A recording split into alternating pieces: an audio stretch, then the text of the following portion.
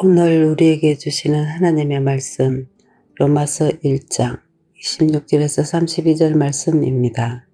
이 때문에 하나님께서 그들을 부끄러운 욕심에 내버려 두셨으니 곧 그들의 여자들도 순리대로 쓸 것을 바꾸어 영리로 쓰며 그와 같이 남자들도 순리대로 여자 쓰기를 버리고 서로 향하여 음욕이 불일 듯하며 남자가 남자와 더불어 부끄러운 일을 행하여 그들의 그릇됨에 상당한 보응을 그들 자신이 받았느니라.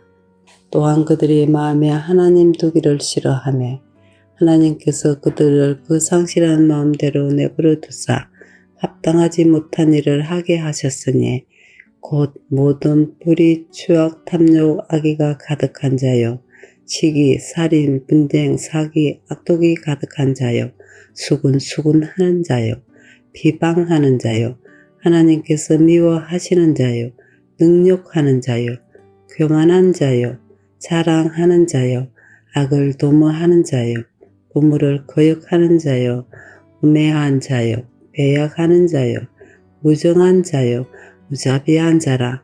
그들이 이 같은 일을 행하는 자는 사형에 해당한다고 하나님께서 정하심을 알고도 자기들만 행할 뿐 아니라 또한 그런 일을 행하는 자들을 옳다 하느니라. 아멘.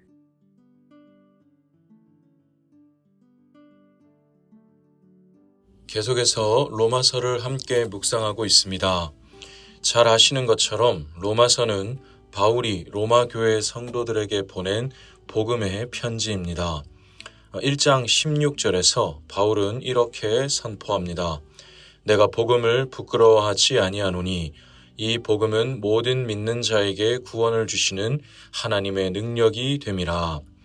그 뒤로 계속해서 바울은 인간의 죄와 그에 대한 하나님의 진노를 서술합니다. 오늘 본문도 그러한 부분에 속해 있습니다. 오늘 본문에서 바울은 하나님의 진노 아래 놓인 인간의 상태를 이렇게 정리합니다. 하나님이 그들을 내버려 두셨다. 하나님이 내버려 두시니 인간은 욕망에 휘둘리고 이성이 무너지고 양심이 파괴된다는 것입니다. 하지만 이것은 어디까지나 복음을 말하기 위한 전제입니다. 죄의 끔찍함을 알아야 거기에서 우리를 구원하신 복음의 능력과 가치를 알 수 있기 때문이지요.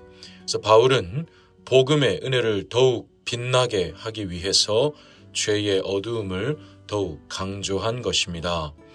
오늘 이 시간에는 본문 속에서 바울이 어떻게 죄의 어두움을 그려내는지, 그리고 우리는 그 속에서 어떻게 복음의 빛을 생각할 수 있는지를 세 가지로 함께 생각해 보겠습니다. 첫째로, 하나님이 내버려 두실 때 인간은 욕망의 노예가 됩니다. 본문 26절에서 바울은 이렇게 말합니다. 이 때문에 하나님께서 그들을 부끄러운 욕심에 내버려 두셨으니, 하나님이 내버려 두시면 인간은 부끄러운 욕망의 노예가 됩니다. 특별히 바울은 이 부분에서 동성애를 언급합니다. 하나님이 내버려 두시니 사람은 부끄러운 욕망의 노예가 되어서 하나님이 정하신 순리를 거스르고 남자가 남자에게, 여자가 여자에게 불같이 음욕을 바란다는 것이죠. 이것은 단순한 도덕적 일탈이 아닙니다.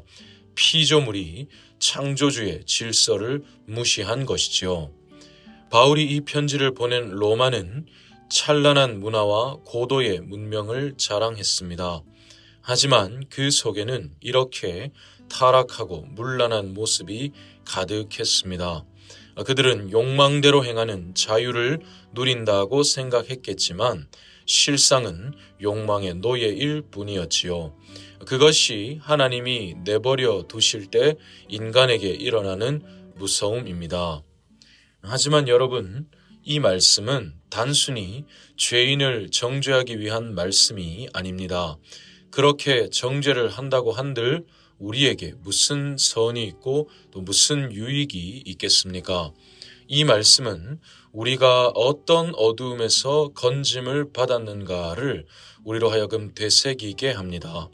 우리도 하나님께서 그대로 내버려 두셨다면 그저 욕망의 노예로 살았을 존재입니다.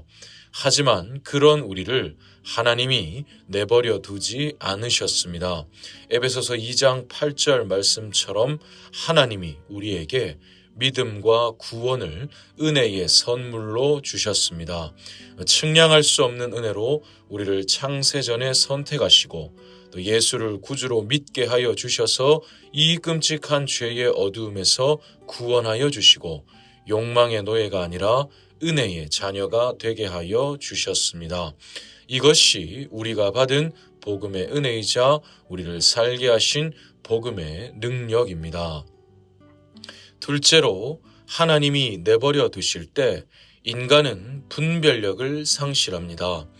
28절에서 바울은 이렇게 말합니다. 또한 그들이 마음에 하나님 두기를 싫어하매 하나님께서 그들을 그 상실한 마음대로 내버려 두사 합당하지 못한 일을 하게 하셨으니. 앞에서 하나님이 내버려 두실 때 인간은 욕망의 노예가 된다고 했습니다. 그것은 곧 하나님의 자리에 자기의 욕망을 올려두는 것과 같습니다. 그러니 하나님이 아니라 욕망에게 지배를 받는 욕망의 노예가 되는 것이죠. 그렇게 욕망에게 지배를 받는 사람은 모든 분별력을 상실합니다.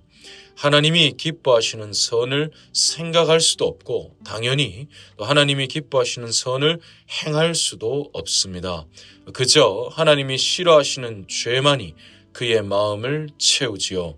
그런 마음에는 결단코 평안이 없습니다.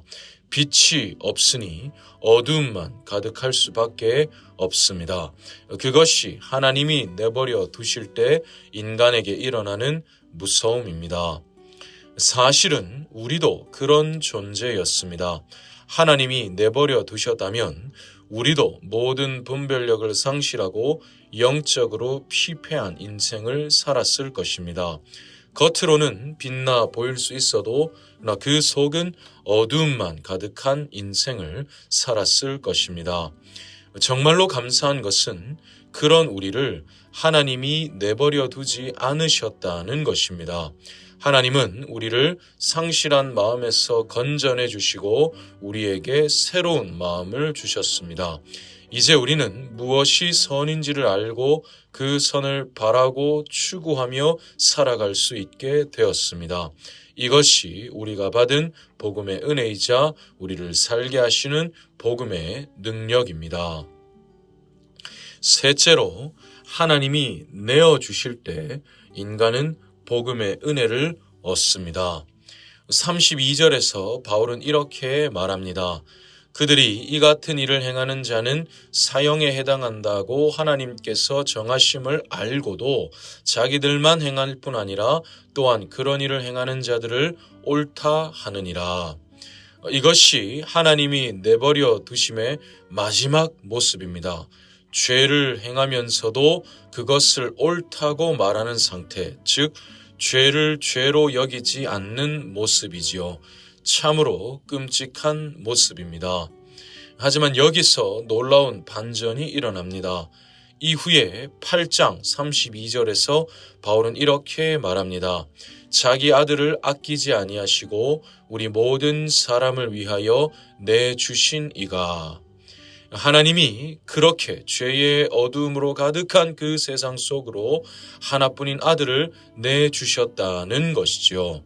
근데 여기 8장 32절에서 자기 아들을 내주신으로 번역된 헬라어 단어와 오늘 본문 1장에서 그들을 내버려 두다라고 번역된 헬라어 단어는 모두 똑같은 단어에서 나왔습니다. 파라디도미라는 단어인데요. 넘겨주다, 내어주다, 포기하다라는 뜻의 단어입니다. 즉 하나님은 죄인들을 내버려 두신 것처럼 하나뿐인 아들을 십자가에 내주셨습니다. 그래서 십자가 위에서 예수님은 하나님께 엘리 엘리 라마 사박다니 나의 하나님, 나의 하나님, 어찌하여 나를 버리셨나이까? 라고 외치셨지요. 그 예수님의 고통의 절규가 우리의 구원의 찬양이 되었습니다. 죄인을 내버려 두신 하나님이 아들을 내어주심으로 우리를 살게 하셨습니다. 아들이 내버려 둠을 당하심으로 우리는 내버려 둠에서 건짐을 받았습니다. 이것이 우리가 받은 복음의 은혜이자 우리를 살게 하신 복음의 능력입니다. 말씀을 마무리하겠습니다. 사랑하는 여러분, 로마서 1장의 말씀은 참으로 우리에게 무겁게 다가오지만 그 무게 속에 복음의 영광이 담겨 있습니다. 하나님은 우리를 죄의 어두움에 내버려 두지 않으셨습니다. 우리를 창세전에 선택하시고 우리 대신 하나뿐인 아들을 십자가에 내버려 두셨습니다. 때가 되매 우리로 그 사실을 믿게 하여 주시고 예수를 주로 고백하게 하여 주셨습니다. 이러한 은혜와 사랑으로서 우리는 내버려 둠에서 건짐을 받았습니다. 우리 모두 이 복음의 은혜로 인하여 감사하고 감격하며 살아가기를 소원합니다. 나는 예수를 믿고 지금 죽어도 천국에 갈 것이니까 이제 나는 더 이상 복음이 필요 없다가 아닙니다. 영원토록 나를 살게 하신 이 복음이 오늘도 나를 살게 하십니다. 우리는 죽는 날까지 복음이 필요합니다. 나를 살리신 복음의 이 은혜 안에서 오늘도 나를 살게 하시는 그 복음의 능력을 누리며 살아가는 우리 모두가 되기를 진심으로 소원합니다.